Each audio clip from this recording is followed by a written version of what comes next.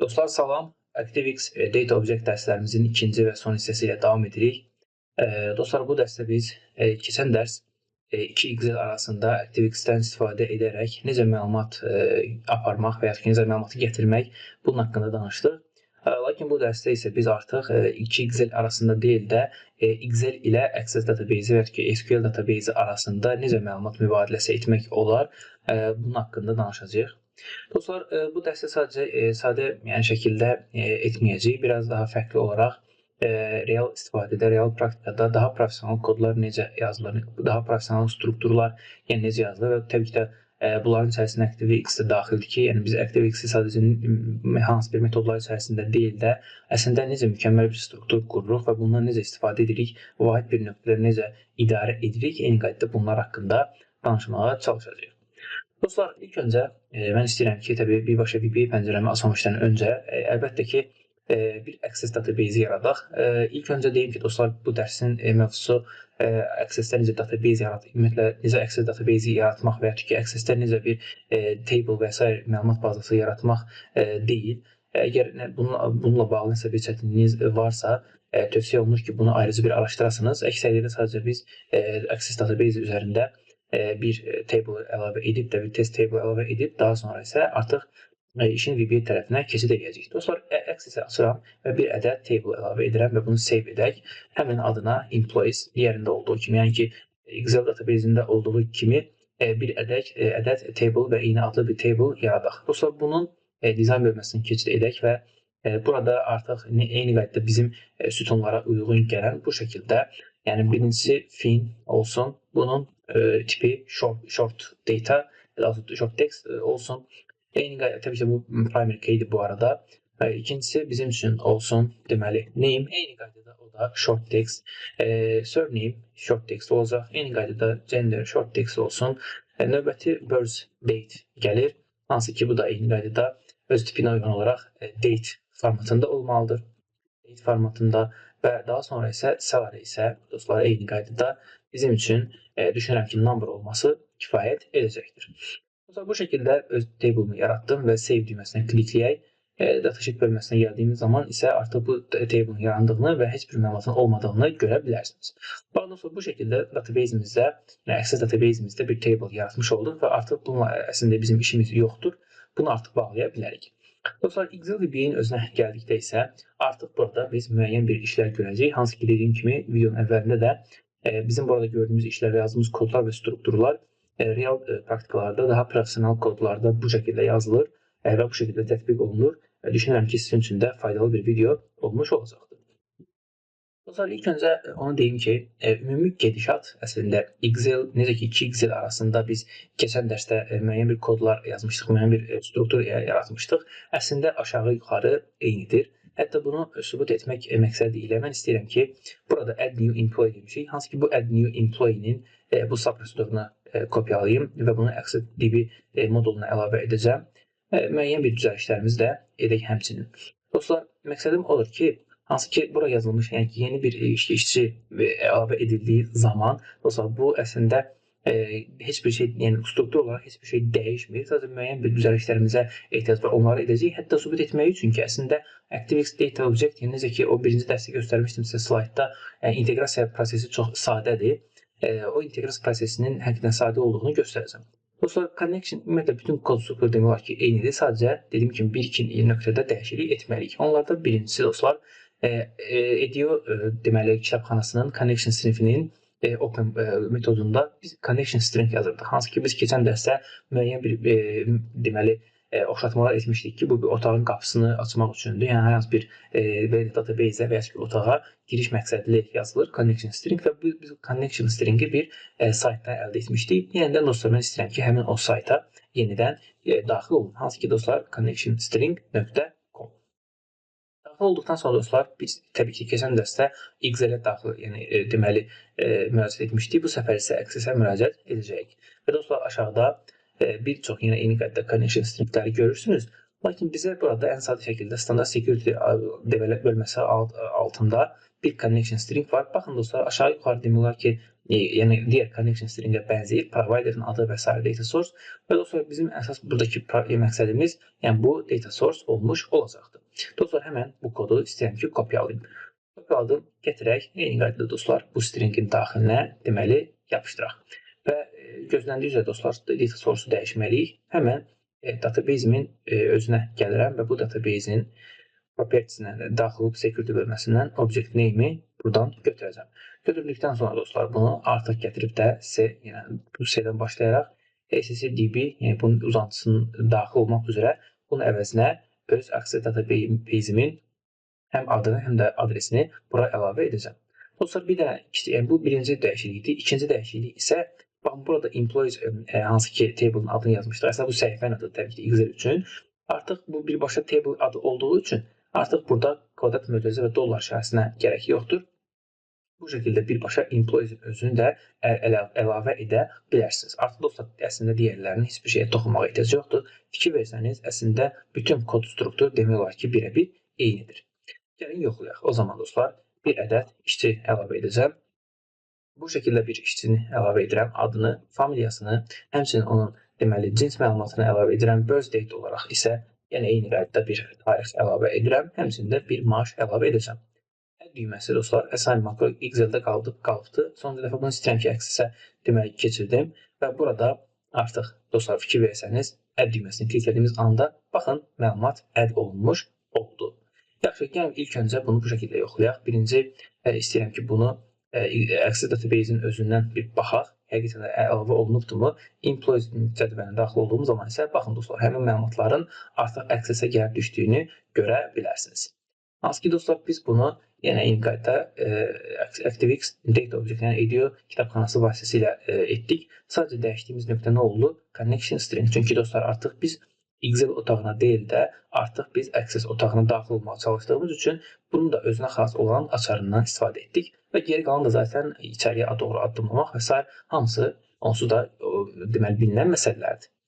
Lakin dostlar, təbii ki biz bunu bu şəkildə dostlar istifadə edə bilərik kiçik proseslərdə. Lakin dostlar, biraz daha böyük proseslərdə, daha fərqli bir proseslərdə artıq işin içərisinə biraz da class modullar falan daxil olur. Bu səbəbdən mən istəyirəm ki, elə bu yəni ikinci dərsimizdə Access database üzərindən gedəcək aydın məsələdir. Lakin ActiveX-in class modullarla necə istifadə olunduğunu, həmçinin ümumiyyətlə ActiveX-in bir kitabxana kimi və ya ki bir class kimi necə istifadə olunduğunu da eyni qaydada bu dərsdə göstərim. Dostlar, bunun üçün belə bir şey edəcəyik. İlk öncə təbii biz ümumi bir gedişatı mən sizə istəyirəm ki, deyim ki, yəni bizim məqsədimiz nədir burada? Dostlar, biz aydın məsələ ki, fikir versəniz, buradan müəyyən bir məlumatlar alırıq və ya ki, məlumatları birazdan gətirəcək Geto deməli səhifəsi vasitəsilə. Lakin dostlar, bu məlumatların hər biri database-də olan bir table-dır təbii ki də. Dostlar, bizim üçün database-də olan bir table və xüsusilə onun hər hansı bir sətri və sətirləri bizim üçün bir obyekt sayılır. Dostlar, obyektdən danışırıqsa, təbii ki də Excel VBA-də ağla gələn ilk məsələ class modul olmalıdır. Yəni ki, biz artıq bizim employee adı altındakı bu bölmədən aldığımız məlumatlar necə ki bir table gedir, o table'a uyğun gələn bir class modul, həmçinin class modulun repozitorisi bizim Excel VBA-də strukturlanmış şəkildə qarşımıza dayanmalıdır. Elə bu səbəbdən dostlar, istəyirəm ki, mən ilk öncə bu məlumatların tək-tək deməli ifadə olunduğu və tək-tək təmsil olunduğu bir ədəd class modul düzəldim və bu class modulun adına class employee əlavə edək. Dostlar, əvvəlki dərslərimizə baxanlar bilir, artıq bizim class modul dərslərimiz tamamlanıbdır. Əgər kiminsə class modulda və s. kimi bir yəni bu mövzularda çətinliyi varsa, bizim o dərslərimizə müraciət edə bilər. Yenə bayaqlar olduğu kimi bizim dərsimiz nə Access, nə class modul üzərində deyil, sırf ActiveX-in daha professional variantda istifadə olunmasına dairdir. O səbəbdən class modulların hər bir detayında daha dərindən durmayacağım. Sadəcə ümumi olaraq gedişatı və strukturu yazmağa çalışacağıq. Dostlar, CLS employee bizim table'ımıza əsasən və bizim gedişatımıza uyğun olaraq toplamda 6 dənə punktdan ibarətdir. Hansı ki, fin, name, surname, gender, birth date və salarydən ibarətdir. Dostlar, class modul səviyyəsində, yəni bir employee səviyyəsində bunlar bir employee-ni yaradan, bir employee-ni təşkil edən deməli arqumentlər sayılır. Dostlar, bu da bizim class modulda əslində member variable-lara uyğun gələcəkdir. Dostlar, o səbəbdən M private, yəni daha doğrusu M bir fin olaraq və tip də string olaraq bir ədəd member variable əlavə edirəm və həmçinin davam edirəm. Dostlar, tək fin deyil, təbii ki də bir employee-ni yaradan onun fin kodu, eyni qaydada onun name'i, həmçinin onun deməli surname'i sayılır. Həmçinin bundan əlavə bizim işçimizin yeni gələn və köhnə işçimizdən fərq etməz. Bizdəki yeri həmçinin genderdir, yəni gender xüsusiyyəti var. O şəkildə bir anlayışı var, bir property'si var. Eyni qaydada bundan başqa birth date var, as bir date kimi tipi olaraq və həmçinin də private M bir salary var, o da as bir double kimi dura bilər. Dostlar, hər bir class modulun aydın məsəl ki, biz hal-hazırda member variable dedikdə əslində biz bu OOP-nin 4 prinsipindən biri olan və VBA-də tətbiq olunan encapsulation qaydasından istifadə edirik və o səbəbdən bu xüsusiyyətləri bu class modul içərisində gizli tuturuq. Lakin dostlar, təbii ki də bundan sonradan istifadə edə bilməyimiz üçün də eyni qaydada burada propertilərimizi əlavə etməliyik. Dostlar, bu şəkildə propertilərimizi də əlavə etdik. Hansı ki, dostlar, artıq propertidən düşünürəm ki, danışmağa ehtiyacı yoxdur. Dediyim kimi, bu dərsin mövzusu deyil. Propertilər sadəcə, qısa demək gərəkirsə, member variable-lara kontrollu bir şəkildə çatmaq və onlardan istifadə etmək məqsədi daşıyır və fin koddan başlayaraq salary-yə qədər bütün propertilərin hamısı burada artıq deməli öz yerini tutmuş oldu. Dostlar, bu employee klassı idi. Hansı ki, employee class modulunda bu şəkildə bir mənzərəni görə bilərsiniz. Dostlar, təbii ki də class moduldan, yəni əgər biz burada hər hansı bir classdan söhbət açırıqsa, təbii ki də bu klassın özü database-də olan bir ədəd sətrə uyğun gəlir və yaxud ki, özündə bir ədəd sətirdə olan bir məlumatları özündə ehtiva edə bilər. Daha başqa cür demək gərəkirsə, məsələn, bu fin dediyimiz member variable, yəni ən azından günün sonunda bu bir dəyişəndir və bir dəyişən özündə toplamda bir ədəd dəyər saxlaya bilir. Lakin dostlar, təbii ki də bizim table'ımızda və ya ki bizim database-imizdə bir ədəd işçi olmayacaqdır. O table'da birdən artıq işçi olması ehtimalı var. Bu səbəbdən bizə bu obyektləri də özündə saxlamağı bacaran bir ambar, bir repository lazımdır. Dostlar, eyni qaydada standart olaraq bir ədəd class modulu əlavə edəcəm və bu class modulunun adına class CLS employee repository adında bir adlandırma edəcəm. Dediyimiz kimi dostlar, burada artıq biz bir yox, birdən artıq ədəddənə deməli obyekt və ya ki birdən artıq dənə işçini saxlamamız üçün də eyni qaydada burada bizə müəyyən bir member variable, müəyyən bir anlayış lazımdır. Dostlar, Excel VBA-də və ümumiyyətlə başqa proqramlaşdırmada vahid bir nöqtədə, bir dəyişəndə və s. birdən artıq məlumatı saxlamamız üçün bizə lazım olan məsələ təbii ki də array-dir. O səbəbdən repository klassının private M array adında bir ədəd member variable-ını əlavə edirəm və təbii ki də bu bir array-dir və array-in də özünə xas yenə də digərlərində olduğu kimi bir tipi olmalıdır. Dedik ki, array içərisində hansı məlumatlar saxlayır sualını versək, misal üçün string olanda, yəni ancaq text məlumatlar olanda string yazırdıq, rəqəmlər olanda integer, double və s. yazırdıq. Lakin bu array içərisində, yəni employee repository array-i özündə employee-lər saxladığı üçün də dostlar, bunun da tipi CLS employee olmalıdır.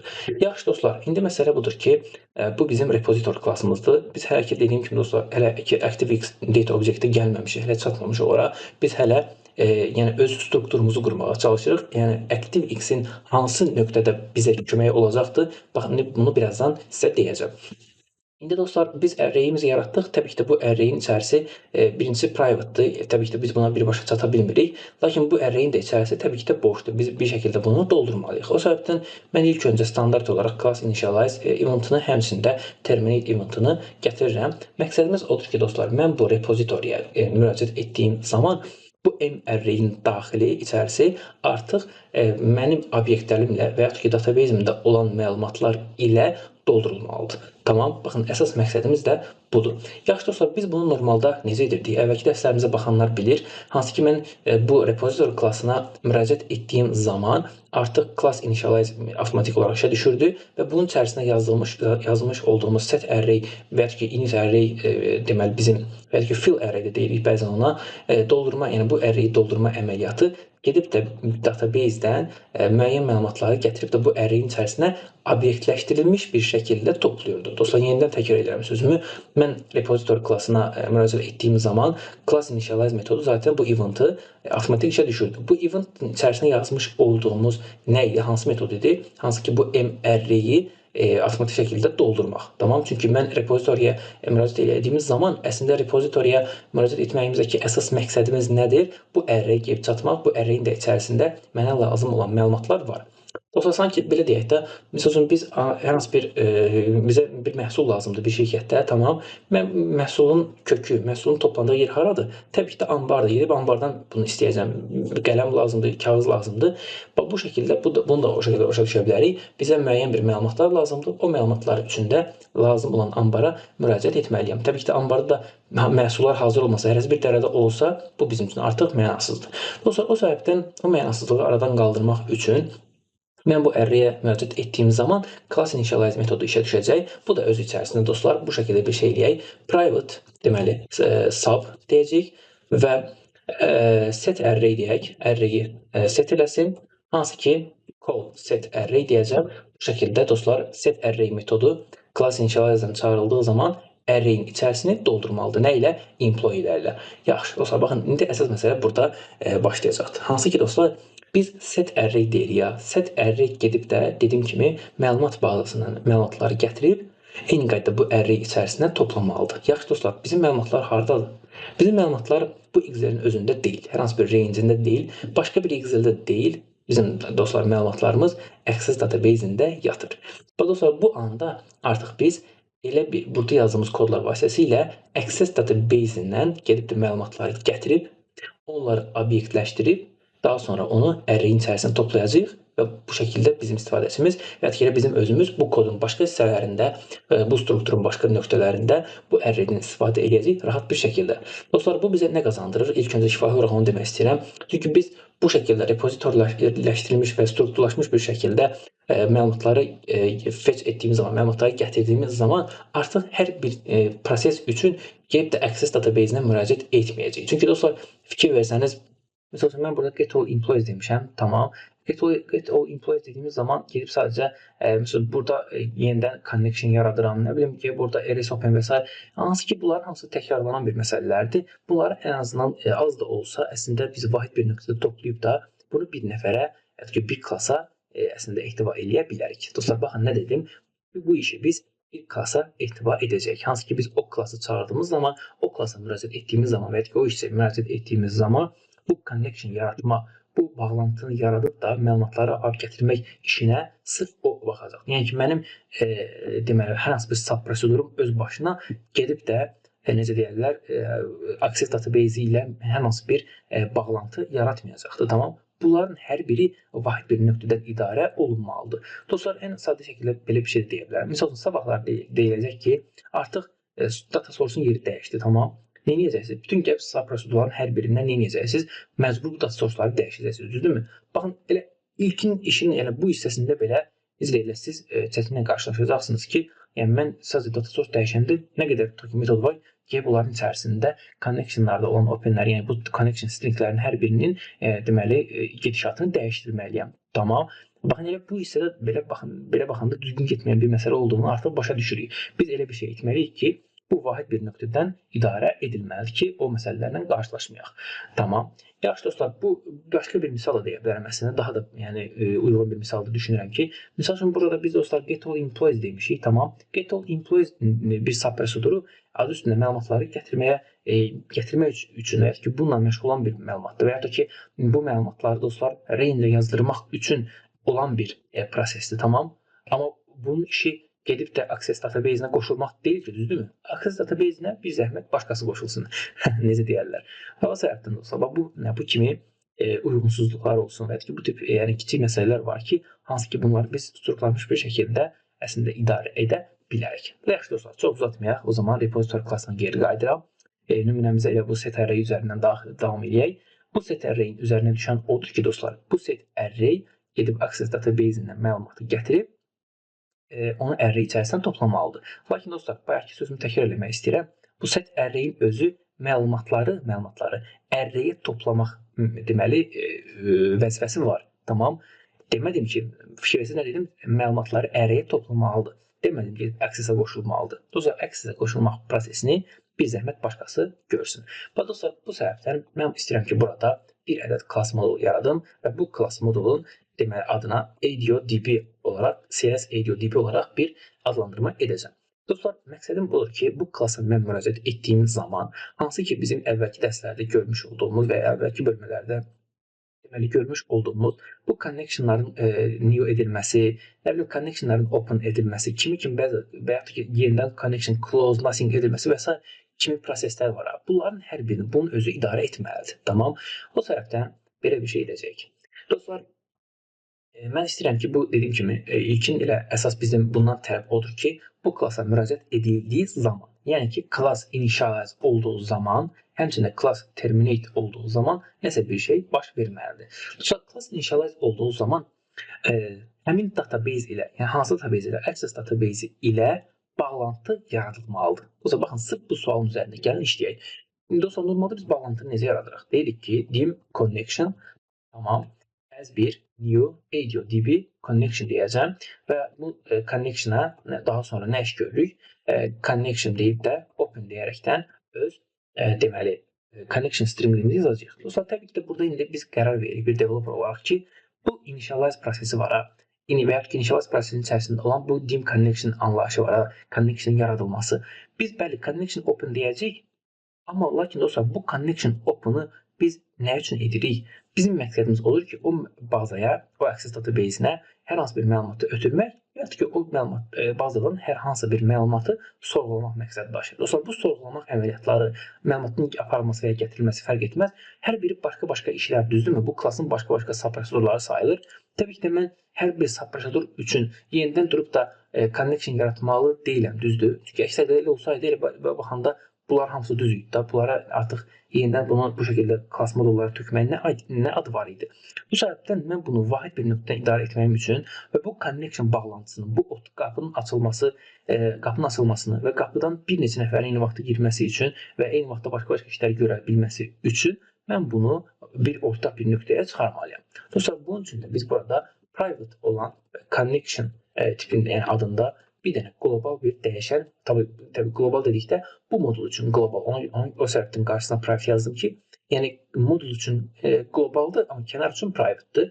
Bu şəkildə AudioDB olan və connection klassına deməli tipində olan bir connection adında bir ədəd deməli dəyişən yaratdım. Dostlar, burada isə artıq bu class initialize olduğu zaman bu set connection deyəcəyik və həmin o DB connection'a, AudioDB connection sinifini artıq set etmiş olacaq. Dostlar, niyə burada birbaşa bu şəkildə yazıram? Mən istəyirəm ki, class initialize olduğu zaman geçsin də connection deməli sinifini deməli yeni bir instansını yaratsın və bundan sonra artıq connection open edilə biləcəkdir. Dostlar, connection open edilməsi üçün də nə edəcəyik? Əslində bayaqlar bizim burada etdiyimiz bu linki buradan kopyalayıram. Bu da bu connection stringi buradan kopyalayacağım. Gətirib bunu connection open yerinə əlavə edirəm. Dostlar, baxın, class initialize içərisində əslində bizim etdiyimiz nədir?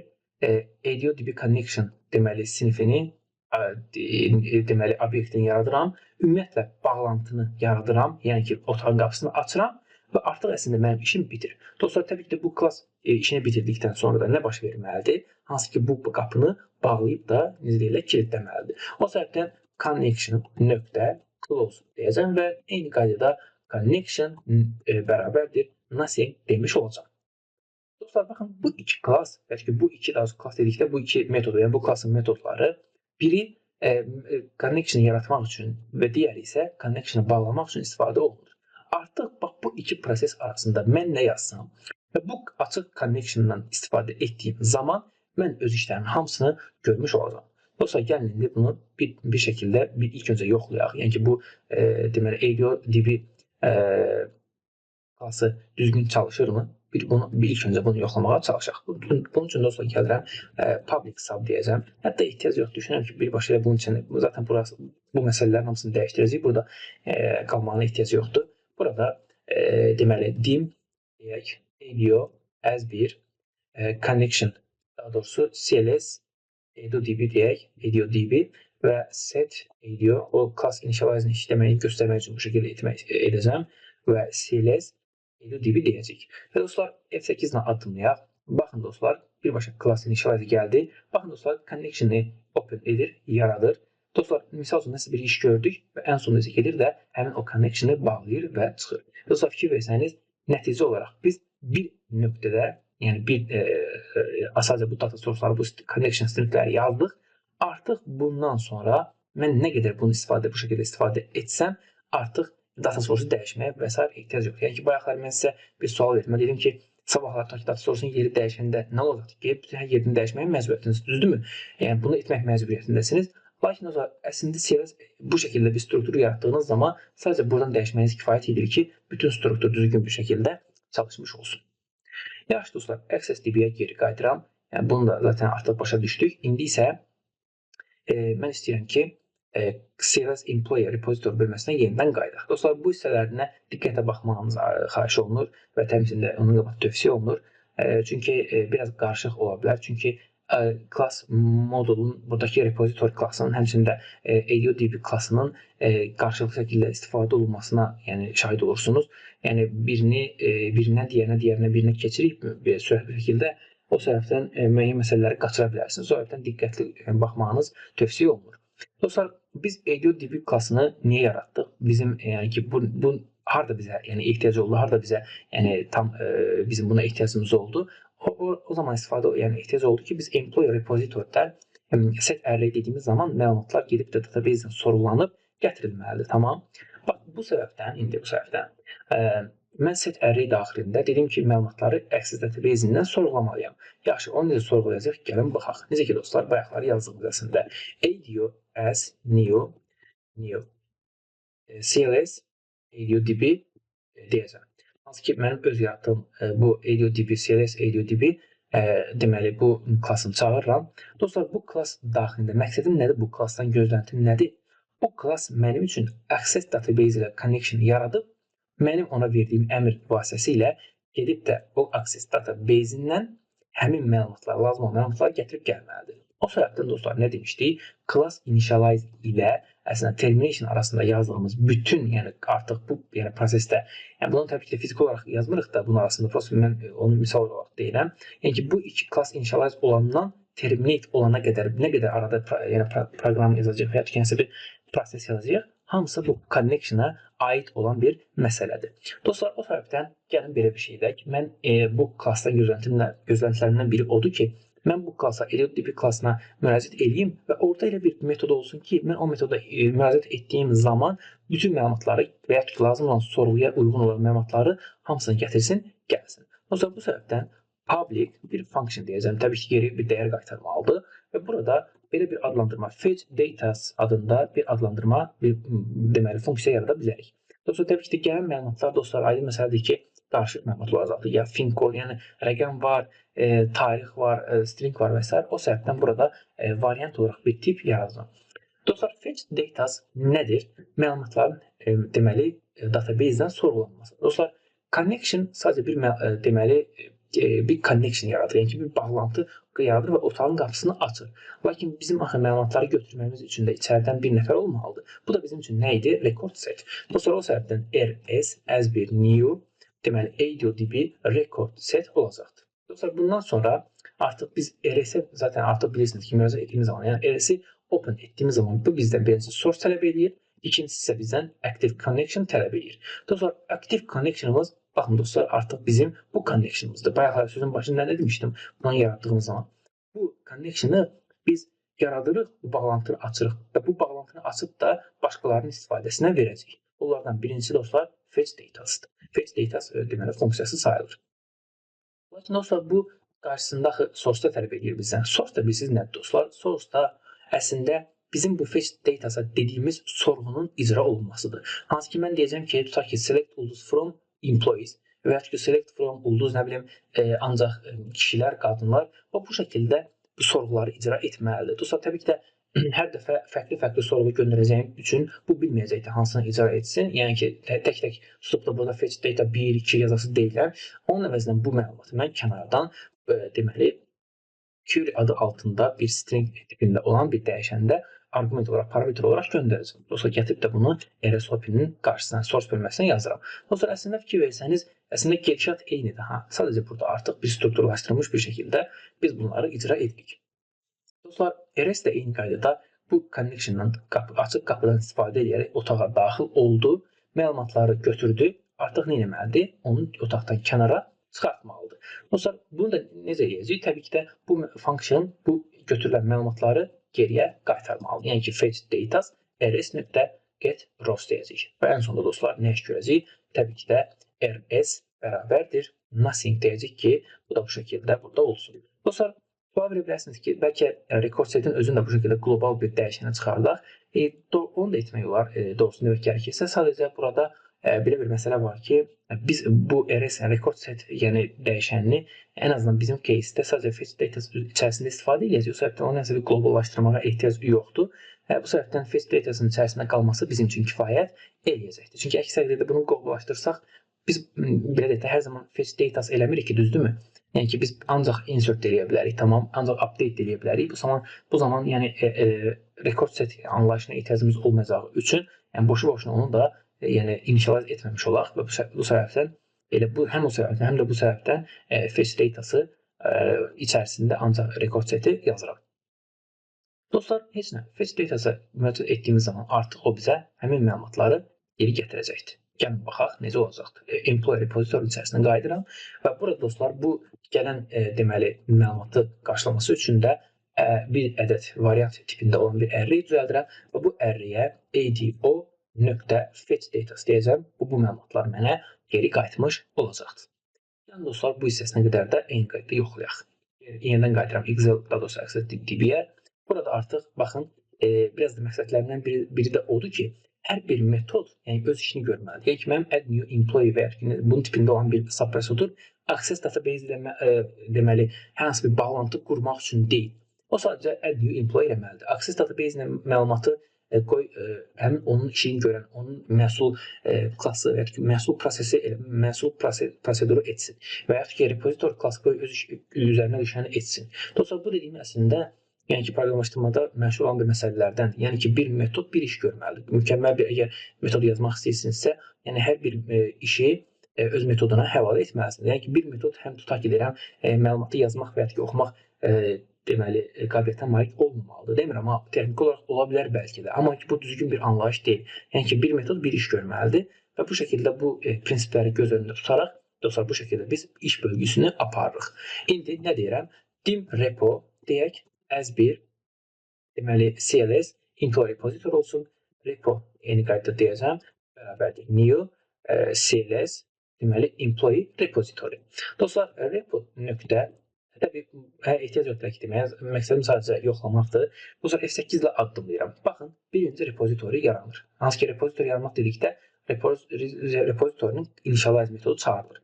Initialize metodunun məqsədi array-in içərisini doldurmaqdır. Və nə edir? Gedir array-in içərisini doldurmağa. Dostlar, set array deyirəm. Tabii, burada fetch datası demişik. Bir məsələni unutmuşuq dostlar. Biz burada fetch datası dedikdən sonra əslində burada query yazmalıyıq. Lakin elə yeri gəlmişkən, bir xəta çıxmışkən bir məsələni demək istəyirəm. Biz burada əslində hansı ki query yazmışıq. Biz bunu query yazmaya da bilərik. Çünki əslində bizim buradakı query'miz nədir? Ən azından select ulduz from filan bir table, düzdür? Əslində biz burada daha dəqiq bir iş görə bilərik. Necə? Biz burada query deyil də, burada table deyəcəm. Table'ın adını və burada select ulduz from deyəcəm və fromdan sonra, misal üçün, mən burada yazsam əgər employees, tamam. Employees deyəndə bu ancaq employeesdən gətirəcəkdir. Lakin biz bunun hissəsini dinamikləşdirməyimiz üçün kənardan göndərilən table adını burada ona birləşdirəcəyik. Dostlar, bu şəkildə daha uyğun bir, düşünürəm ki, təcrübə olacaqdır. Hansı ki, dostlar, mən artıq desəm ki, employee cədvəlindən select ulduz elə, bütün cədvəldə olan məlumatları gətirəcəkdir.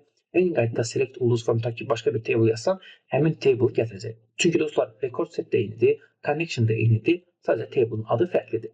Dostlar, biz burada select ulduz from table yazmaqla bütün məlumatları gətiririk. Əks təqdirdə mənim bayaqlar yazdığım kimi, yəni birbaşa bura query göndərsəniz, bu zaman artıq sizin əlinizdə, yəni bayaq dediyim məsələ, yəni ki, daha geniş bir əslində məlumat, yəni imkan olacaqdır. Biz burada artıq where falan şərti qoya bilmirik. Dediyim kimi artıq bu sizin yəni təcrübənizdə, həmçinin sizin bu proqramdan gözləntinizə qalır. Yəni mənim buradakı məqsədim odur ki, ancaq və ancaq bütün məlumatları gətirsin. Əks təqdirdə bayaq query yazmışdım. Query vasitəsilə də birbaşa, yəni ki, burada yəni filtrlənmiş bir şəkildə və ya bütöv bir şəkildə məlumatları gətirə bilərsiniz. Dostlar, düşünürəm ki, videonun irəliləyən dəqiqələrində lazım olsa bu hissəsini dəyişdirərik. Dostlar, o zaman geriyə qayıdıram repository klassına və bunu yenidən təbii istəyirəm ki, run edəyəm və bu şəkildə təbii yenidən unutdum. Okay, employees yazacaq bura təbii ki də employees, yəni table'ın adını yazaq. F8 ilə adlamaq istəyirəm. Dostlar, baxın, fetch datas deyirəm, gəlir. Class ilk öncə, edu klassı ilk öncə nə olur? Deməli, initialize olunur. Burada initialize deyirik, yəni connection yaradılır. Connection klassı içərisində lazım olan deməli connection stringləri əlavə olunur.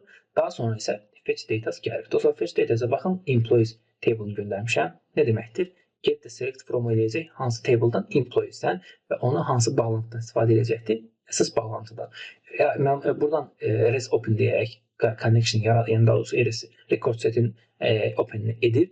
Dostlar, burada bu hissədə local window-nu açmaq istəyirəm. Baxın dostlar, indi rs get rows fetch datası içərisinə hansı məlumatları ötürəcək. F8-də bir dəfə adlanmayanda, baxın dostlar, F8-in içərisinə 6 sütundan ibarət olan həmin o bir dənə bayaq ki məlumat əlavə etmişdik ya, sənin qəmburu. Həmin o məlumatların hamısını baxın dostlar, bunun içərisində görə bilərsiniz. Bax, bu məlumatı götürüb fetch datasa, yəni funksiyona geriyə return eləyir və bu şəkildə işini bitirir. Geriyə hara qayıdır dostlar? Set array içərisinə. Baxın, burada local window-u yenidən açacağım. Baxın, bu səfər fetch datası vasitəsilə access database-indən gələn məlumatları artıq dostlar array içərisinə baxın toplamış oldu.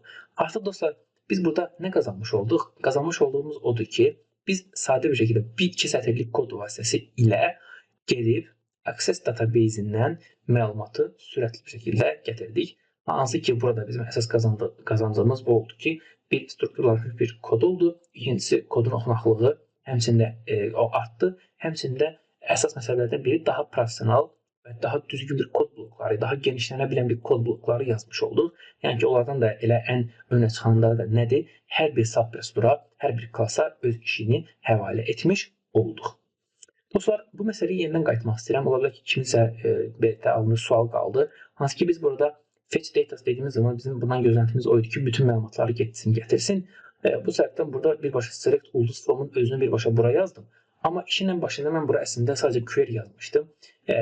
Məqsədim də oydu ki, bax, burada olan select ulduzun özünü də biz kənardan götürək. Bu sadəcə lazım olan query-ni istifadə etsin. Əslində bunun üstünlüyü nədir bilirsiniz normalda? Biz fetch datası, yəni bayaq select ulduzu bura yazanda burada hər hansı bir where və s. şərtləri qoya bilmirik. Mən sabahları ancaq mənə kişilər, ancaq mənə qadınlar lazım olduğu zaman mən burada bunu işi görə bilməyəcəm. O səbəbdən mən bunu birbaşa query-nin özünü bura yazdım ki, o select ulduzlu falan stringin özünü birbaşa bura göndərsin və bu lazım olan filtrlənmiş və ya filtrlənməmiş sorğunu burada icra etsin. Bu səbəbdən bu şəkildə olması düşünürəm ki, daha yaxşıdır. Əks təqdirdə digərini də eləyə bilərsiniz. Artıq dediyim kimi, o baxır sizin proqramınızın gedişatına. Nə deməkdir bu dostlar? Artıq employee repository içərisində employees yazmayacaq da select from employees misal üçün yazmış olacaq. Əks təqdirdə dostlar, son sabahları mənə lazım olsa belə bir məsələ tutaq ki, deyirəm də, hər hansı bir başqa bir metodda yaza bilərəm. Ancaq mənə tutaq ki, kişiləri qaytar. Nə deyir? Select ulduz from employees. Where gender bərabərdir. Sadə bir şəkildə mail yazısı olsaq, baxın, artıq nəyisə dəyişdirməmək, yəni şərti ilə get class edu-db-dən istifadə edərək məlumatın sorğulanmasını həyata keçirmiş olacaq. Dostlar, bu şəkildə düşünürəm ki, elə qalması daha yaxşıdır. O zaman növbəti məsələyə davam edək. Dostlar, employee klassı, yəni repository klassında olan set array dedik ki, gələn məlumatları nə etməlidir? Həmin array-yə daxil etməlidir. Dostlar, bu array necə daxil olacaqdır? Sadə bir şəkildə daxil olmayacaq təbii ki də. Bu işi CLS employee yəni tipində olan obyektlər şəklində bunun içərisinə daxil etməlidir. Dostlar, bir neçə dənə istəyirəm ki, bu database içərisinə bir sətir də kod əlavə edək, bir sətir də məlumat əlavə edək. Hansı ki, deməli, belə bir fin kod olsun. Həmçinin Kamran Aliyev, tamam, mail. Həmçinin bir tarix əlavə edək. Belə bir tarix olsun, fərq etməz. Bir dənə belə bir salar yazaq. Bir ədəd də fərqli bir cinsdən olan deməli işçi əlavə edirik. Bu şəkildə biraz deməli var. Həmçinin bu da female olsun. Həmçinin bir dənə də set deməli bir tarix əlavə edək bu şəkildə. Bu şəkildə də bir qiymət olsun. Və dostlar, save. Dostlar, indi baxırıq. Hansı ki, dedik ki, bu array-in içərisinə məlumatlar toplanır, düzdürmü? Yaxşı, bu məlumatlar bunun içərisində necə toplanır? Gəlin, sürətli bir şəkildə baxaq. Run düyməsindən kliklədiyim zaman, yəni bir breakpoint qoydum bura və localhost pəncərəsini açıram. Dostlar, array-in içərisinə baxın. 0, 1, 2, 3, 4, 5. Yəni bu əslində 2D array-dir. Lakin birinci səviyyəsində 5 dənə yer ayrılır. Dostlar, bu 5 dənə yer əslində bizim sütunlarımızdır. Hansı ki, fin, name, surname, gender, birthday və salary-nin əslində sütunlarıdır. Tamam. Lakin onun içərisində açdığımız zaman isə, baxın, birinci sütunda ancaq finlər, ikinci sütunda ancaq deməli adlar və bu şəkildə bütün məlumatlar burada toplanmış oldu. İndi biz bunu təbii ki də bu şəkildə nətər gəldi istifadə edə bilmirik. Bunların hər birini götürüb, misal üçün, bu nə deməkdir dostlar? Burada elə ki, uyğun məlumatlar kimlərdir? Peki, sənanın məlumatları digərlərində hansılardır? Misal üçün, sənan əgər 0-cı indeksdədirsə, digərlərində də onun məlumatı 0-cı indeksdə olacaqdır. Tamam. Bax, belə olduğu üçün dostlar, artıq biz burada deməli belə bir for döngüsü quracaq ki, hər bir addımda bu məlumatlara uyğun olan məlumatların hamısını götürüb, bunların hər birini obyektləşdirib bu array içərisinə daxil edəcəkdir. Yaxşı dostlar, o zaman belə bir şey edəcək. Təbii ki də bu obyektləşdirmə işini icra etməsi üçün mənə bir dənə də təbii ki də bir obyekt lazımdır. Bu səbəbdən temp adında, yəni temporary employee adında, yəni bunun qısaltması olaraq bir ədəd CLS employee tipində olan bir dəyişən əlavə edirəm. Və həmçinin bir iterasiya edə bilməsi üçün də bir ədəd də i dəyişəni, yəni ki, iterasiya dəyişəni əlavə edirəm. Hansı ki, L-bound, hansı array üzərində, bu array üzərində to U-bound, yəni eyni qaydada, yəni başlanğıcı ilə bitmə arası, başlanğıcı ilə bitmə arası hansı ki 0 ilə deməli 5 arasında olacaqdır. Bunu dinamikləşdirmə məqsədi ilə L-bound yazdım. Yəni məlumat çoxalıb arta bilər.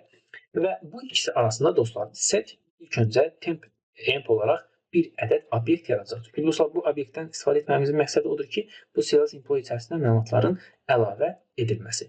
New CLS employee deyəcəm. Və dostlar, bundan sonra set temp bərabərdir nothing olsun, yerindəcə bunu öldürsün. Çünki məqsədimiz odur ki, məlumatlar array'ə daxil olsun, ondan sonrası bizə maraqlı deyil. Dostlar, temp bir obyekt olaraq yarandı. Artıq mən bu temp emp'in hansı ki bu temp emp nələrdən ibarətdir, onu da göstərmək istəyirəm. Hansı ki CLS employee olduğu üçün onun bütün member variable'ları və ya property'ləri burada var. Fin koddan başlayaraq salary'ə qədər bütün məlumatlar hamısı doldurulmalıdır. Məsələn, fin kodu deyirəm. Məsələn, fin kod hardan gəlir? Bax, əsas mövzu budur. Biz bu fin kodu array daxilindən gələn məlumatlar, hansı ki bu məlumatlar ilə doldurmalıyıq. Lakin dostlar, fikir versəniz, bu array biraz, necə deyərlər, anormal bir arraydir. Bir indeksində ancaq bir sütununda olan məlumatlar toplanıbdır. Bu səbəbdən bu biraz bizə hardasa düşündürməyə vadir eləyir ki, biz bu məlumatları necə götürək? Dostlar, biz elə bir addımlama eləməliyik ki, birinci addımımızda gəlib bu fin kodu götürməlidir. Sonra ikinci bölümdə bu sənanı götürməlidir. Tamam, fikir versəniz də dostlar, dəyişən nədir?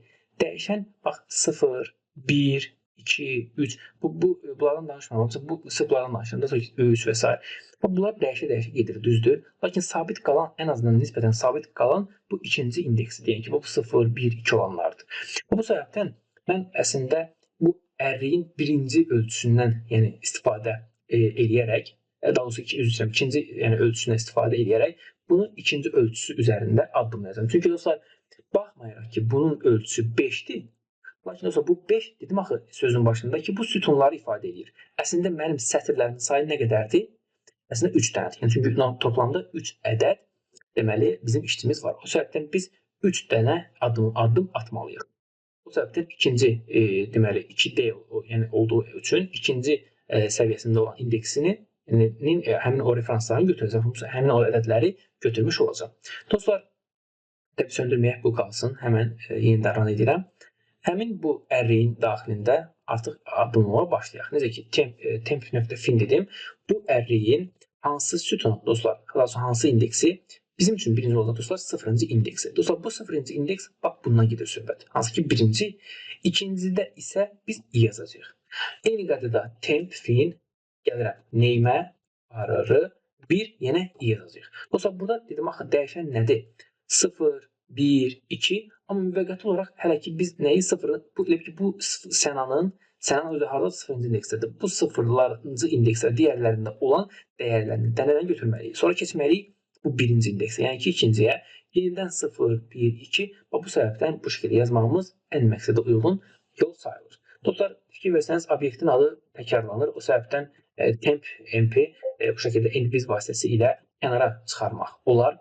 Həmçinin daha optimal bir kod, həmçinin daha oxunaqlı bir kod yazılmış olsun. İkinci bölmədə eyni qaydada surname yazmış olacağıq. Eyni qaydada bir, təbii düzgün yerə yazmadım. Burada i, 2 və i yazacağıq. Həmçinin üçüncü bölməsi gender olaraq eyni qaydada ar, 3 deməli i yazacağıq. Həmçinin deməli birth date olaraq birbaşa zaten tip olaraq date gəlir. Burada da 4 i. Həmçinin dostlar salary olaraq eyni qaydada 5i yazmış olacağıq. Dostlar, bu müvəqqəti bir template, daha doğrusu bir müvəqqəti bir obyekt içərisinə toplandığı üçün artıq biz bundan sonra bu obyekti həmin bu array içərisində toplaya bilərik. Lakin dostlar, bu array ilk dəfə çağırıldığı anda içərisi dolu olmur. Ondan da əlavə hər hansı bir ölçü qazandırılmamış olur. O səbəbdən biz ilk öncə bu array'ə ölçü qazandıracağıq. Hansı ki redeem preserve array deyək, əvvəlki dəyərlər itirilmə şərti ilə bunu i-də qədər, yəni bu addım qədər deməli ona ölçü qazandırmış olsun. Dostlar, ondan sonra m array'in özünə, yəni ininci dəyərinə bir dənə obyekti. Bu hansı obyekti dostlar? Hansı ki bu temp array'ini artıq onun içərisində set etmiş olacaq. Dostlar, ondan sonra zaten set edildikdən sonra artıq bu temp array mənə lazımdır. Yetər ki məlumatların bu m array içərisində toplansın və bundan sonra bunu set tempi də eyni qaydada nothing edəcək. Və dostlar, bu proses sətir sayı qədər icra olunduqdan sonra bu proses bitəcəkdir və bundan sonra dostlar mən nə iş görə bilərəm? O Access database-indən əldə edilən bu array-i özünü erase edə bilərəm ki, içərisi təmiz boşalsın, yaddaşda yer tutmasın və daha sonra isə eyni qaydada set ADO, hansı ki class, deməli ADO klası ilə hansı ki bağlantını yaratmaq üçün bir istifadə etmişdik. Eyni qaydada onun özünü də nothing etsin ki, o da təmiz yaddaşdan silinsin ki, yer tutmasın. Dostlar, bu şəkildə baxın, set array-in içərisini doldurduq. Məqsədimiz nə idi? Access database-indən gələn məlumatları biz array-in içərisində obyektləşdirilmiş bir şəkildə toplayaq. Və dostlar, biz burada əsas məsələlərdən biri ADO klası, yəni ki, Active X Data obyektdən istifadə edirik və bunu çox strukturlaşmış bir şəkildə, daha düzgün bir şəkildə istifadə edəcəyik. Dostlar, yenidən gəlirəm indi baxmağa. Baxırıq dostlar. İndi bu səfər Access database-ini yenidən çağıracağım. Run düyməsinə kliklədiyimiz zaman, baxın dostlar, min içərisində açıram və bunun içərisində m-array var və m-array içərisində baxın bütün məlumatlar, yəni ki, uyğun olan məlumatların hər biri bunun içərisinə toplanıbdır. Artıq mən bu array-yə müraciət edərək istədiyim məlumata rahat bir şəkildə çata bilərəm. Dostlar, bunu etmək üçün də, yəni bu array-yə də müraciət etmək nə deməkdir? Bunun özü private olduğu üçün biz buna birbaşa çatmırıq. Bu səbəbdən də public function olan və get olan, tamam, və geriyə CLS employee-nin sadəcə deməli array tipində olan, çünki biz m-array-i geri qaytaracağımız üçün də elə eyni tipdə array geri qayıtmalıdır. Get all deyib də m-array-i buraya yazmış olacaq. Burada gəlin indi bunu daha program şəkildə yoxlayaq. Access db demişəm və burada bunu artıq silə bilərik. Sadəcə yoxlamaq məqsədi ilə oraya yazırdım. Və dostlar, sadə bir şəkildə repo.get all deyəcəm. Və dostlar, repo.get all nə deməkdir? Geriyə bir array qaytarır. O array-in, misal üçün, nə olsun? Birinci indeksində olan nöqtə nəyini, neyimini mənə geri qaytarsın və ya ki, mənə desin. Dostlar, bunu dostlar, gəlin debug print vasitəsi ilə çapa verməyə çalışaq. View deyirəm, immediate window pəncərəsində baxırıq dostlar. İndi tək-tək addımlayacağım ilk öncə bütün gedişata baxmaq üçün, ondan sonra baxarıq. Dostlar, get all ilk öncə sales employee repository'si yaranmalıdır. Bunun üçün sales employee repository'si class initialize edilir. Və burada dostlar, biz set array olması üçün, ambara bütün məlumatlar toplanması üçün isə gedib access database'inə müraciət etməlidir. Aydın məsələdir ki, set array'in özünün bu işi, yəni bu iş onluq deyil olmadığı üçün, bu işi etmək başqa birinə həvalə olunduğu üçün o da eyni qaydada həmin adama müraciət edir. Yəni o da nədir dostlar? Class ADODB, yəni Active Data Object'in deməli klassıdır. Dostlar buna müraciət edir. Həmin o class işə düşür, connection yaradılır, qapı açılır. Həmçinin o qapıdan içəri girilir, məlumat götürülür, geriyə set array'e qaytarılır. Və dostlar bu set array gedir, lazım olan məlumatların hər birini bu şəkildə toplayır. Burasını sürətləndirəcəm. Bütün məlumatların hər birini M-array içərisində toplayır. Dostlar bu M-array vasitəsi, yəni daha doğrusu bayaqki kod vasitəsilə bu M-array'in özü getOl vasitəsilə geriyə qaytarılır. Baxın dostlar, bu şəkildə artıq birbaşa name olaraq da kəmranı burada görə bilərsiniz. Debug print etmiş oldu. Dostlar bunu sürətli bir şəkildə eləyək istəyirsiniz. Buradan 0 yazacağım. Bu şəkildə və run düyməsindən klikləyəndə baxın Sənan qaytardı. Eyni qaydada 1 deyəndə Kamran qaytarır. Eyni qaydada 2 də yazdığımız zaman isə run düyməsinə bastığımızda baxın dostlar uyğun məlumatı bizim üçün gətirib gəlmiş olacaqdır. Dostlar baxın burada fikir versəniz bizim əsas qazanclarımızdan biri oldu ki, həm çox strukturlu bir şəkildə başqa bir database-dən olmayan, yəni olmayan dedikdə yəni o açılmayan, ortada olmayan, görmədiyimiz olaraq yəni biz ona bir ad qazandırsaq, yəni o database görmürük biz hal-hazırda. Lakin həmin o database vasitəsilə və ki bu XLB vasitəsilə həmin database-dən hər hansı bir məlumatı gətiririk, hər hansı bir məlumatı ötürürük və s. Bu şəkildə işlərimizi daha professional bir şəkildə görmüş olacağıq. Dostlar o zaman gəlin artıq məsələmizi yekunlaşdıraq, yəni bütün kodlarımızı yazaq və bu prosesi icra etmiş olaq. Deyirik ki, indi bundan sonra add new employee deyərək öz məlumatlarımızı database-ə əlavə etməliyik. Dostlar, məqsədimiz odur ki, burada olan bax bu məlumatları, yəni ki, database-ə ötürək. Tamam. Bunun üçün biz add new employee access-dən zaten istifadə edəcəyik. Tamam. Lakin bunun içərisində nə iş görüləcək? Gəlin baxaq. Məqsədimiz odur ki, dostlar, ilk öncə bax bunun özünü biz burada olan məlumatların hər birini, təbii ki də artıq biz obyektlərlə işlədiyimiz üçün ilk öncə bu məsələnin hər birini obyektləşdirməliyik. Tamam. Dostlar, ümumiyyətlə bu iş, yəni ki, məlumatın ötürülməsi işi kimə aiddir? Ona baxmalıyıq. Bunun üçün biraz düşünək. Mən burada belə bir şey təklif edirəm ki, add new employee sadəcə bir düymədir. Tamam. Bu sadəcə məlumatları ekrandan, yəni bizim bu istifadəçinin bu pəncərəsindən götürüb o məlumatları lazım olan nöqtəyə aparmalıdır. Yəni ki, dostlar, burada artıq biz deyə bilmərik ki, bu məlumatları bu düymə götürüb də elə birbaşa aksesə ötürəcəkdir. Belə bir anlayış yoxdur. Nə demişik? Çünki hər bir metod özü üzərinə düşməni etməlidir. Tamam. Bu səbəbdən də düşünək ki, burada bu işi görəcək kim var? Dostlar, desək ki, ADODB-dir. Dostlar, ADODB sadəcə gələn məlumatları aksesə ötürmək işinə baxır. Yəni ki, o məlumatları buradan götürməyə baxmır. Tamam. O səbəbdən gəlin ilk öncə bunun üzərinə düşəni yazaq. Deyəcəm ki, public sub, misal üçün execute query adında bir subprosedur deməli yaradıram. Dostlar, execute query elə bir querydir ki, elə bir subprosedurdur ki, ona göndərilmiş olan bu query-ni as bir string olaraq sadəcə nə iş görəcək? Bu connection-dan istifadə edib execute etməlidir. Tamam. Dostlar, mən buna müraciət etdiyim zaman, ADODB klassına müraciət etdiyim zaman artıq mənim bu prosesim ona göndərilmiş olan sorğunu sadəcə access database-inə ötürəcəkdir. Bunun işi budur. Tamam. Bunu dəqiqləşdirdik. Yaxşı, bəs employee repository nə iş görür? Dostlar, employee repository isə baxın elə həmin bu hissədə bizim ən çox köməyimiz zaten bu olacaqdır. Hansı ki getOl, necə ki burada funksiya yazmışıq. getOl hansı kimə aid olan bir funksiya idi? Yəni kimə aid olan bir proses idi? Repozitoriya, hansı ki məlumatların ambara toplanılmasına aid idisə, eyni qaydada dostlar bu məlumatların da ambara ötürülməsi işinə də eyni qaydada bu repository klassı baxmalıdır. O səbəbdən dostlar gəlib də burada public sub add new employee adında bir ədəd subprosedur yazacağıq. Dostlar, yaxşı, bu nəyi edəcək? Desəz ki, bu subprosedur bu ekranda yazılmış olan məlumatların hamısını götürüb access-ə ötürməlidir. Tamam. Dostlar, mən bununla razılaşaram. Hansı hissəsində? Sadəcə məlumatların ötürülməsi hissəsində. Lakin bu məlumatları buradan götürən yenə add employee olmayacaq. Çünki o iş bunun işi deyil. Sonra bu məlumatlar kənardan gəlməlidir. Sonra kənardan necə gələcəkdir? Bu əsas məsələ budur. Kənardan buna konkret bir dənə-dənə fin kod, name, surname gəlməməlidir. O buna toplu şəkildə qutunun içərisində göndərilməlidir. Bu da bizim üçün nə baş verəcək dostlar? Burada nə ifadə edir? Employee tipində adında olan və CLS employee tipində olan bir obyekt şəklində göndərilməlidir. Dostlar, obyekt şəklində göndəriləcəkdir və işi nə olacaqdır? Həmin access bu məlumatların hər birini query şəklində, bunu queryləşdirilmiş şəkildə, string salınmış bir şəkildə ADO-nun içərisində olan execute query-yə ötürmək olmalıdır. Tamam. O səbəbdən dostlar, mən ilk öncə təbii ki, həmin o database ilə, daha sonra bu həmin class ilə əlaqə yaratması üçün CLS ADO deyəcəm və CLS ADO DB deyəcəyik və yerindəcə ADO bərabərdir nothing deyək. Dostlar, nə iş görsün?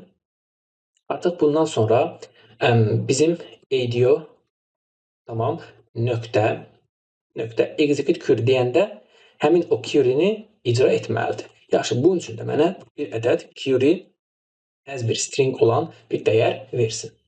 Yaxşı, daha doğrusu bir dəyişən olsun və bu dəyişən içərisində mən bunları yaradım. Dostlar, query bərabərdir nəyə? Dostlar, query bərabərdir. Artıq biz burada öz query'mizi yaratmalıyıq. Yəni ki, bizim hansı query'miz var burada? Insert query'si olmalıdır. Bu səbəbdən insert into hansı database-ə gedəcək bu söhbət, hansı table-dan gedir söhbət? Təbii ki də employees table-undan və values deyəcəm. Dostlar, bundan sonra artıq bilirsiniz ki, SQL kimi yəni bu sorğuda bundan sonra mötərizə açılır və dəyərlər mötərizənin içərisinə toplanmalıdır. Dostlar, bunu da keçən dərsdə olduğu kimi daha səliqəli olsun deyə aşağıdan yazacağam. Məsəl üçün, birincisi fin kod gəlir və ondan qabaq mötərizə gəlir və bunu birləşdirirəm. İndi nə ilə? Bu əsas məsələ buradır. Bizim keçən dərsdə məlumatlarımız dostlar hardan gəlirdi? Keçən dərsdə məlumatlarımız baxsaq, fikir versəniz hər bir range üzərindən gəlirdi. Artıq buna dostlar ehtiyac yoxdur range üzərindən. Çünki bu məlumatlar artıq range-dən də sonra obyektləşdirilmiş bir şəkildə bunların hər biri employees obyektinin içərisində olacaqdır. Yəni mən artıq burada nöqtə range falan yox deyil də, əslində employee tamam nöqtə, məsələn, fin kod yazsam, bu bizə həmin onu vermiş olacaq. Təbii ki, qabağında birləşmə işarəsi ilə. Dostlar, bu şəkildə bunu yaza bilərik. O səbəbdən düşünürəm ki, bu abrası asan olacaqdır. O səbəbdən mən bu query hissəsini buradan kopyalayacağam, vaxt getməsin deyə və bunların hər birini Access database içərisində, daha doğrusu employee repository içərisində bura əlavə edirəm.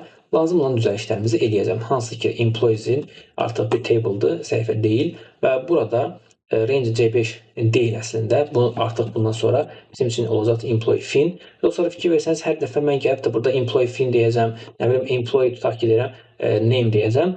Bunları bu şəkildə etməyimizə ehtiyac yoxdur. Düşünürəm ki, bu bir obyekt olduğu üçün bunların hər biri with deməli ifadəsindən çıxarıla bilər. Yəni with bloku, with və end with blokdan çıxarıla bilər. Bu daha səliqəli bir kod bloku olmuş olacaqdır. Və daha sonra name və daha sonra gender və daha sonra isə eyni qaydada dostlar birth date olmuş olacaq və ən sonda isə dostlar bizim üçün salary olmalıdır. Dostlar, bu şəkildə employee obyektini biz götürdük. Onu query daxilində stringləndirilmiş bir şəkildə yaratdıq və bundan sonra üzərimizə düşən sadəcə nədir? Yuxarıda yaratmış olduğumuz bu dəyişəndən istifadə eləyərək nöqtə execute query deyəcəyik və bu execute query metoduna öz query'mizi ötürəcəyik və həmin ADO-DB klassı bu query-ni icra etmiş olacaqdır. Dostlar, baxın, bu şəkildə də eyni qaydada add new employee-nin öz üzərinə düşənini deməli bura yazmış olduq. Dostlar, yenidən təkrar etmək istəyirəm. Fikir versəniz, bu add new employee nə konkret məlumatları deməli ekrandan götürür, nə də concrete access database ilə müəyyən bir bağlantı yaradır. Access database ilə bağlantını yaradan class ADO-DB-dir. İndi isə məlumatları götürüb də, ekrandan götürüb də employee şəklində obyektləşdirən isə bizim olacaq dostlar add new employee və access altdan xətt access adındakı bu metodumuz. Dostlar, bunun üçün yəni eyni qaydada deməli new employee adında və CLS employee tipində olan bir ədəd deməli obyekt və ya ki bir ədəd dəyişən yaradıram. Hansı ki CLS employee tipindədir və bunun instansını yaradıram. Dostlar, bundan sonra artıq siz bu new employee-nin pin koduna, tamam, pin koduna ilk öncə buradan yazacaqsınız nəyi? Sheet 1-də olan registration, sheet 1-də bəli, sheet 1-də olan range, deməli C5 nöqtə value eyni qaydada uyğunu ilə new employee nöqtə name bərabərdir sheet 1 range, deməli C7 value bu şəkildə axıra kimi davam etməlisiniz. Sadəcə burada bir məsələ var. Hər dəfə getsin, eyni qaydada eşit 1-ə müraciət etməsin. Bu bir dəfə müraciət etmək kifayət edir ki, yəni o tanısın, həmin səhifədə söhbət gedir və bundan sonra digər məlumatların hamısını dənə-dənə yazacağıq. Surname və eyni qaydada C9, eyni qaydada name, gender olacaq. Burada C11, C11. Eyni qaydada birth date olmuş olacaq. Burada da deməli 13 yazacağıq, C13 yazacağıq və eyni qaydada salary və burada isə 15 yazacağıq. Dostlar, məlumatlar obyektin içərisindən toplandı. Yəni ki, rangedə olan məlumatların hər biri obyektləşdirilmiş bir şəkildə bu obyektin içərisindən toplandı mı? Artıq bax bundan sonra bizim üzərimizə düşən sadəcə repo klassını çağırıb as new cls employee repository deyib və burada repo.add new employee deyib də new employee-ni obyektini add new employee-yə göndərməkdir. Dostlar, onlardan üçün demək istəyirəm ki, employee repository və add new employee metodu xatırlayırsınızsa bizdən nə tələb edirdi? Demişdik ki, o bizə obyektləşdirilmiş bir şəkildə bir parametr qəbul edir, employee tipində olan və biz də baxın onu həmin burada onun üçün təmin etmiş olduq. Dostlar, ondan sonra nə edə bilərik? Artıq bilirik ki, bu məlumat ora ötürüldükdən sonra bizə artıq bu lazım deyil. Nasıl edirik? Eyni qaydada repo klassının deməli instansı da bizə lazım deyil. Eyni qaydada bunu da nasıl etmiş olacağıq. Dostlar, bu işlər bitdikdən sonra artıq bizim əgər hər şey uğurlu baş verərsə, bu bizim artıq bizim proqramımız çalışacaqdır və bizim işçimiz add olunmuş olacaq. Dostlar, gəlin indi baxın bunların hər birini yoxlayaq. Yeni bir işçi əlavə etmək istəyirəm. Bu şəkildə tamam fərqli bir ad olsun. Tərlan Hüseynzadə olsun və tamam bu şəkildə bir adlandırma iddiası tarixlər olsun. Eyni qaydada bu şəkildə də bir deməli salary olmuş olsun. Dostlar, baxın indi add düyməsinə klik etdiyimiz zaman məlumatımız add olmuş oldu. Dostlar, bunu bu şəkildə birbaşa access-i deməli açaraq yoxlamayacağam. Bunun əvəzinə mən istəyirəm ki, bu yoxlama əməliyyatını getOl səhifəsində edək. Dostlar, eyni qaydada mən burada belə bir prosedur yaratmaq istəyirəm. Public sub deməli get all employees. Hansı ki, keçən dərsdə elədiklərimiz dərsində dostlar, Excel DB-də hansı ki biz add new deyil də get all employees demişik. Eyni qaydada əslində budur. Yəni sadəcə bunun içərisində biraz daha professional bir variantda yazmağa çalışırıq. Necə ki, dostlar, belə eləyəcəyik. Burada get all employees demişik. Burada access yazaq və artıq dostlar baxın sadə bir şəkildə görün necə kod yazmağa çalışacağıq. Bizim məqsədimiz odur ki, dostlar, access-də olan məlumatı gətirmək. Dostlar, sadəcə access-də olan məlumatı artıq bu metodlar etmir. Bu birbaşa access ilə arasında bunun repozitoru var. Sadəcə mənim repozitoriyə müraciət etməyim kifayət edir ki, bu məlumatlar access-dən çəkilib gətirilsin. Dostlar, as new deyəcəm cls AudioDB. Dostlar, bundan sonra repo nöqtə təbii fikir versəniz fetch datası var burada dostlar. Daha doğrusu özü istəyirəm class AudioDB deyil də, daha doğrusu employee repository olacaq təbii ki də. Repo dediyimiz zaman dostlar, baxın getAll funksiyası bizim burada dayanır. Burada getAll funksiyası geriyə bir deməli array qaytarır, düzdürmü? Hansı ki necə bir array qaytarır, onu xatırlayaq, yadımıza salaq. Fikir versəniz, cls employee tipində olan bir array qaytarır. O səbəbdən mən elə burada da dim daha doğrusu emp adında bir array yaradıram. İçərisi boş olsun, yəni hər hansı bir ölçü qazandırılmasın. Bu cls employee tipində olsun. Həmin bu emp'in özünə də repo getAll funksiyası vasitəsi ilə dostlar bütün məlumatların hamısını gətirək gələk. Və bundan sonra dostlar biz artıq bu yəni bir array olduğu üçün biz bunun üzərində addımlayıb da rahat bir şəkildə bütün məlumatları bura yazdıra bilərik. Dostlar, təkrar etmək gərəkirsə array'in içərisində nə qayıdır? Gəlin bir baxaq. Run düyməsindən kliklədiyimiz zaman və locals pəncərəsini açdığımız zaman baxın dostlar, emp içərisində 3 sətirdən, daha 4 sətirdən ibarət bütün məlumatların hamısı burada var.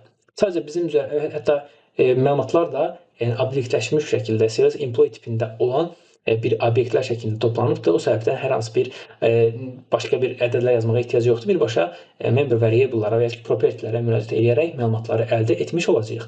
Dostlar, for i deyirəm və təbii ki də burada L-bound yazacağıq və R-emp to U-bound R-emp next deyəcəyik və bütün array içərisində üzərində addımlayaq və dostlar, hər bir addımda mən istəyən kimi bu məlumatların hər biri getsin. Baxın, 7-ci sətirdən etibarən bütün məlumatlar bura toplanmış olsun. Tamam. Bu səbəbdən dostlar, bu səbəbdən nə edəcəyik? İlk öncə biz məlumatı hara ötürməliyik, onu təyin edək. Məlumatlar Sheet 2 səhifəsində, deməli, sales, Sheet 2 səhifəsində sales deyil də i plus 7 yazacağım. Dostlar, çünki niyə? Bizim arrayimiz 0 daxil indeksi, düzdürmü? 7 gələndə baxın üzərinə 7-ci indeks olacaq. Birbaşa bundan istifadə edək. Yəni bu i-dən istifadə edək. Bütün məlumatlar gətiriləcəyi üçün rahat bir şəkildə istifadə edə bilərik. Sütun olaraq birinci sütun olsun. Həqiqətən də A birinci sütundur və məlumat olaraq isə dostlar, r-emp deməli arrayinin i-ci dəyərinin nöqtə qoyduğumuz zaman dostlar, baxın, içərisində obyektlər olduğu üçün nöqtə qoyduğumuzdan sonra artıq həmin obyektlərin propertilərinə çata biləcəyik. Dostlar, baxın, bu prosesi artıq həm finkod üçün uyğunu ilə ikinci sütunda, deməli, name ilə və digər məlumatlarla hamısını yaza gedəcək. Təbii ki də burada bir məsələdə köməyimizə çatsın nə? Sheet 2-də ən azından Sheet 2-yə hər dəfə müraciət etməsin. Bunun əvəzinə biz bunu indi biz daxilinə çıxara bilərik. Və dostlar, bundan sonra üzərimizə düşən nədir? Sadəcə uyğun olan bütün məlumatların hər birini burada yazmalıyıq. Dostlar, üçüncüdə surname, dördüncüdə eyni qaydada gender, həmçinin beşincidə eyni qaydada deməli bizim üçün olacaq birthday və eyni qaydada altıncıda isə bizim üçün olacaqdır, deməli salary məlumatı. Dostlar, baxın, bundan sonra artıq deməli repo falan bizə heç bir ehtiyacı yoxdur. Belə baxanda set repo deyərək biz bunu nothing-də eyni qaydada edə bilərik. Dostlar, baxın, bu şəkildə məlumatların hər biri artıq bundan sonra məlumatlar uyğun şəkildə bu sütunlara düzülmüş olacaqdır. Bir məsələni də unutmayaq dostlar, yeni bir məlumat gələcəksə, əvvəlki deməli range-i təmizləsin. Yəni A7-dən etibarən F, misal üçün 1000-ə qədər keçən dərsdə olduğu kimi clear content deməli etmiş olsun. Yəni A7-dən F axır kimi, yəni böyük bir aralıq qoydum ki, maksimum təmizləsin. Ondan sonra yeni məlumatlar gələcəkdir. Dostlar, baxın, indi assign makro deyək və burada get all employees access funksiyasını seçək və show. Baxın dostlar, bütün məlumatların hər biri hamısı bura yazılmış oldu. Demək ki, dostlar, bizim prosesimiz düzgün şəkildə çalışdı. Gəlin yenidən yoxlayaq. Bu səfər başqa bir ID verirəm. Məlumatı biraz dəyişdirək. Eyni qaydada deməli bir ad qoyacağam. Yenidən məlumatı burada salary yerinə başqa bir məlumat qoyuram. Add dediyimiz zaman məlumat add edilir. Get all dediyimiz zaman isə məlumatların hər biri bu şəkildə Access database-indən sorğulanıb gətirilir. Dostlar, baxın, bu dərs vasitəsilə də, yəni bu hissəsində də, yəni dərsin bu hissəsinə qədər Access database-indən məlumatlar necə sorğulanır və bu sorğulama prosesində ActiveX Data Object-in rolu nədir? Onu necə kitabxana halına gətirmək olar? Necə strukturlaşmış bir şəkildə kodlar yazmaq olar? Hamısını bu dərsdə görmüş oldunuz. Dostlar, dərsin bundan sonraki hissəsində isə eyni qaydada SQL yönəltələrinə də baxacağıq. O da Access-ə oxşar bir gedişatdır. Dostlar, növbəti məsələ isə artıq bu connection-ın SQL server, MS SQL server ilə bağlantısını qurmaq olacaqdır. Dostlar, VBA pəncərəmə açıram. Əslində, dostlar, burada hansı ki biz class ADODB adında bir class elave etmişdik. Hansı ki biz burada class initialize metodu vasitəsilə connection open demişik və qarşısında bir connection string yazmışıq. Dostlar, əslində bütün gedişat, bütün proses eynidir. Yəni biz artıq o digər klasslara və s. heç birə müdaxilə etməyimizə gərək yoxdur. Sadəcə, necə ki, ən birinci dərsdə inteqrasiya məsələsinin asan olduğunu demişdik. Sadəcə burada, baxın dostlar, indi bir dənə connection-ı dəyişərək artıq biz bunu SQL serverə yönləndirə biləcəyik. Dostlar, təbii bunu etməmişdən öncə, ilk öncə gəlin SQL serverin özündə də biz bir database, həmçində bir table əlavə edək və bundan sonra connection'ımızı əlavə edək və həmçinin yaradaq. Dostlar, bunun üçün bir ədəd yeni bir database yaradacağam. Dostlar, bu database'in adına bu şəkildə MS SQL DB necə ki digərlərində Access və təbii database yazaq, tam dəqiq. Digərlərində Access və Excel yazmışdıq. Bunda da MS SQL database olsun. Dostlar, bu database'in özünə bir ədəd istəyirəm ki, yenə eyni tipdə olan digərləri ilə bir ədəd table əlavə edək. Hansı ki, dostlar, bu table deməli yenə eyni qaydada employees adı altında deməli olsun. Hansı ki, dostlar, bu employees'in deməli ID deməli n var. Çar olaraq tamam, 10 dənə olsa kifayət edir. Dostlar, çox dərinə getmədən, yəni ən asan şəkildə, ən sadə şəkildə yaratmağa çalışacağam. Name eyni qaydada dostlar, düşünürəm ki, n var çar olması, 20 olması kifayət edir. Eyni qaydada o zaman surname, həmçinin dostlar n var, bundan sonra gender, n var çar və həmçinin təbii burada birth date olacaq. Bu date tipində, həmçinin də ən sonda isə salary isə float tipində olması bizə kifayət edəcəkdir. Dostlar, bunu execute etdiyimiz zaman table'ımız əlavə olundu. Hətta select ulduz sadə bir sorğu da yazaq bunun haqqında və employees'in dostlar nə olduğunu da, yəni içərisində hansı bir məlumatın oldu, zaten olmayacaqdır, yeni yaradılıbdır. Sadəcə bu sorğulamasını gətirək. Baxın dostlar, sorğumuz çalışdı və table'ın yaradıldığını və içərisində boş olduğunu da artıq görə bilərik. Dostlar, bundan sonra artıq biz gəlin DB tərəfə keçək və burada necə bir düzəliş etmək lazımdır, baxaq. Dostlar, class ADB bizdə burada hal-hazırda deməli dediyimiz kimi Access database-nə qoşulması üçün burada olan bu stringdir. Bunu artıq biz deməli nəyə dəyişməliyik? Hansı ki biz bunu artıq SQL serverə dəyişməliyik. Yenidən dostlar connectionstrings.com saytına yenidən gedək və burada dostlar aşağı gəlirəm. Baxın dostlar, SQL server keçidi var. SQL server keçidindən sonra eyni qədər ODB driver for SQL server keçidində eləyirəm.